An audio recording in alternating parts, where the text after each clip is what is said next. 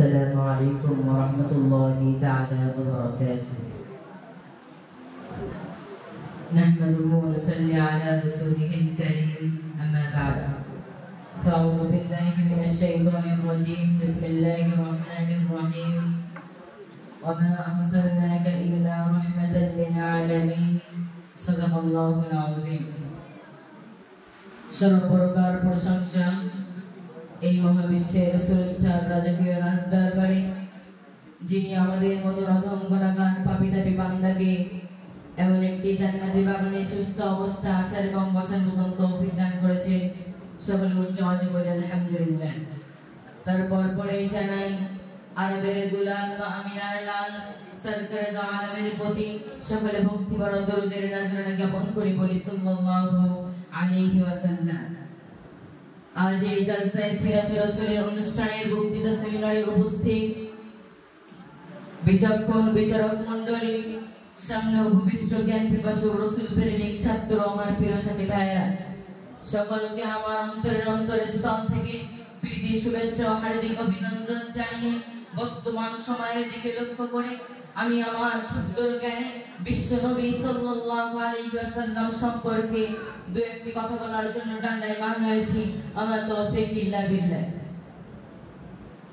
শ্রোতা মণ্ডলী, আমি আমার বক্তৃতার শুরুতে মহাসমুদ্র আল কোরআনুল কারীম থেকে ছোট্ট একটি আয়াতে কারিমা তেলাওয়াত করেছি, যার ব্যাখ্যা তুলে ধরতে হয়। মহান স্রষ্টা রব্বুল আলামিন স্পষ্ট ভাষায় জানিয়ে দিয়েছেন, ওয়া আরসালনাকা ইল্লা রাহমাতাল লিল আলামিন, অর্থাৎ হে নবী, আমি আপনাকে গোটা বিশ্ববাসীর জন্য দয়ার সাগর করুণার কাণ্ডের স্বরূপ প্রেরণ করেছি।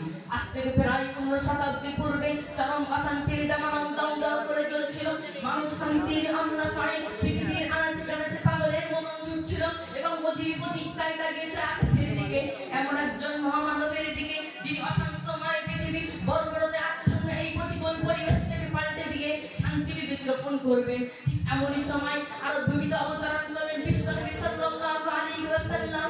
শিশুনবী যখন হাঁটি হাঁটি পা পা করে শৈশব কৈশোর পেরিয়ে যখন তিনি যৌবনে পদার্পণ করেন, তখন তিনি চারিদিকে চোখ মেলে দেখতে পেলেন চারিদিকে শুধু লুটপাট, রক্তপাত, মারামারি, কাটাকাটি ও জাতির অন্যান্য অসৎ কাজ কারবার। আর ভূমি অধিবাসীদের এমন অবস্থায় গোটা বিশ্ববাসী তখন কম বেশি বিরাজমান ছিল।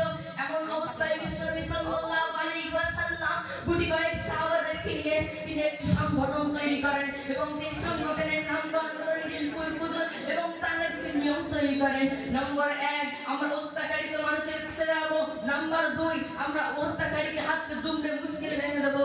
নম্বর 3, বিধবা অসহায় এতিম মিসকিনদের মাথায় হাত রাখবো। অর্থাৎ শুরু হলো শান্তির নবীর শান্তির প্রতিষ্ঠা এবং ধীরে ধীরে বাড়তে থাকে তার দায়িত্ববোধ। আবু হুরায়রা রাদিয়াল্লাহু আনহু বর্ণিত যে তিনি বর্ণনা করেন, রাসূল সাল্লাল্লাহু আলাইহি ওয়াসাল্লাম ইরশাদ করেছেন, তোমাদের মধ্যে ওই ব্যক্তি উত্তম যে সবথেকে বেশি চরিত্রবান। প্রিয় শ্রোতা মণ্ডলী, আপনারা সকলে অবগত আছেন যে কাবাগার সংস্কারের সময় হাজরে আসওয়াদ তার গঠন স্থাপনা নিয়ে উভয় নেতাদের মধ্যে যখন উদ্যোগ বা উদ্দীপনা সৃষ্টি হয়েছিল, তখন প্রিয়নবী সাল্লাল্লাহু আলাইহি ওয়াসাল্লাম নিজের সিও চাদর বিছিয়ে সে পাথরকে ভিন্ন গোত্রগুলির মধ্যে সংঘর্ষকে বন্ধ করেছিলেন। তিনি যে শান্তির নবী তা উদ্বোধন করেছেন, সে এক বিরাট বড় ইতিহাস। আর সময়ের ব্যবধানে তিনি এই ইতিহাসকে আরো ব্যাপ্তহীন করার জন্য তিনি এগিয়ে আসছেন। আর এই কথা বলি সত্য যে অশান্তি থেকে মুক্তি পেতে হলে তাই শান্তিময় সমাজ, শান্তিময় রাষ্ট্র, শান্তিময় পৃথিবী আর জাতির জীবনে শান্তির বিপর্যয় করতে তিনি অগ্রসর হলেন সে পথে।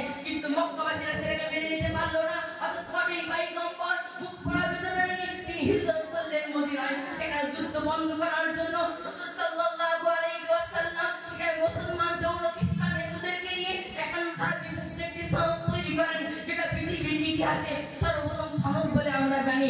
সেখান থেকে বিশ্বনবী সাল্লাল্লাহু আলাইহি ওয়াসাল্লাম আল্লাহর আদেশে তিনি বহু যুদ্ধ করেছেন। বদর ও খন্দক থেকে নিয়ে শুরু করে বিভিন্ন বিপদের মুখোমুখি তিনি হয়েছিলেন। শুধুমাত্র এই বিশ্বনবী সাল্লাল্লাহু আলাইহি ওয়াসাল্লাম মদিনাকে যুদ্ধ বিদ্রোহ থেকে বন্ধ করার জন্য সেই রাসূল সাল্লাল্লাহু আলাইহি ওয়াসাল্লাম এই ধারার মুখ থেকে আগমন করার পরে এই যুগের মানুষরা তারা রেখে যাওয়া সুন্নতকে মানে না, তারা রেখে যাওয়া কুরআনকে ফলো করে না, তারা জীবনকে ফলো করে না, বরং তারা পিছনে কুযুক্তি করতেও বন্ধ করে না। ভারত, বাংলাদেশ সহ পৃথিবীর বিভিন্ন দেশের কিছু ব্যক্তিরা বিভিন্ন সাল্লাল্লাহু আলাইহি ওয়াসাল্লামের নামে কুযুক্তি করতেও কিন্তু বন্ধ করে না। বিশ্বনবী সাল্লাল্লাহু আলাইহি ওয়াসাল্লামকে নিয়ে